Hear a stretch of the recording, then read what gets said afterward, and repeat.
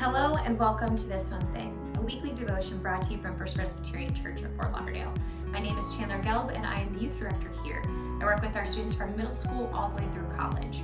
And this past week, I just got back from a trip with our recently confirmed 8th graders and our high school students. Peace River is a trip that happens where we stay at Lake Placid Conference Center and we go about 30 minutes west to Arcadia, where we hop on the Peace River and we canoe for about 5 miles. We spend the day out in nature. We look for shark's teeth. There was a lot of screaming. Water was pretty cold. We had a lot of fun. It was an opportunity for our students to get to bond together, and at night we watched Duke lose to UNC, and we more importantly spent time in small group. The theme of Peace River this past weekend was rest.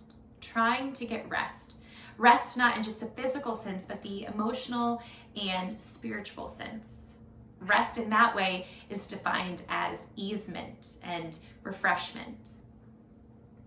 Well, the point of the weekend really stemmed from the fact that we were going to be out in nature.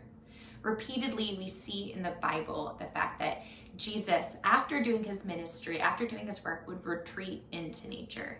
That is how he prepared for what was coming. And that's kind of what's happening this Sunday. It's Palm Sunday. We are preparing the way for Holy Week. And so I want to encourage you to think about how you prepare for Jesus in your life.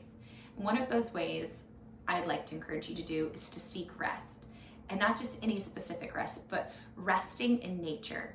We live in beautiful South Florida. It's stunning here, despite the rain today, but it's beautiful here. We have the ocean, we have rain, which is actually quite calming and kind and beautiful. We've got our palm trees, we have birds, we have spring breakers. We have all these wonderful things that are unique to us, that if we just step outside, we can hear God's voice in our lives in a new way and to seek rest in him. I wanted to share a bit of an excerpt from a book that I've read and I recommend to our students. It's written by a pastor and it's about connecting with God, about hearing God. And so I wanted to share a little bit about what he wrote here about disconnecting. So here we go.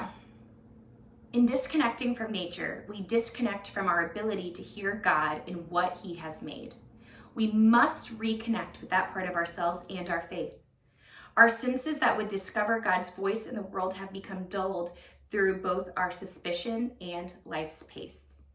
We live in the age of progress. We think our society is going forward because technology is going forward, because faster and easier and more efficient products keep coming to market, helping us to live more efficient and convenient lives. Everybody assumes that their interior worlds are progressing and that society somehow must also be progressing. Our phones are faster, our social connectedness is increasing, our planes are faster, our televisions are bigger, and our streaming accounts, well, they have more options. It's easier to get a hold of our parents and our families and our friends. We can FaceTime people and actually get to see their faces. I can Google scripture verses on my iPhone. Surely, if I can reach out to my parents and friends that easy and the Bible that quickly, I can get a hold of God that quickly, right? His voice is just a Google search away, right? Why would I need to slow down and take a walk in nature? Speeding up gets me places faster. It gets things done. Slowing down is just that. Slowing down. But think about it. What's so bad about it? We live in a busy world. It's the end of the week. There's another week coming and another one after that. There's always stuff to do. There's always more to be done. But I want to encourage you to prepare the way of the Lord, to prepare for him. Seek rest this week. Get out in nature. Spend a couple minutes alone. We're not alone often. Really, maybe you live with somebody or you have your phone so you're constantly texting or phone calling or emails. When was the last time you were actually alone in nature, even for a couple moments? Do it. Spend a couple minutes. I hope that you have a wonderful week. I hope to see you at church on Sunday at our 8:30 contemporary service or our traditional service at 11 o'clock. It is Palm Sunday. We are excited to celebrate what that means in our Lenten season, and I hope to see you there. Goodbye.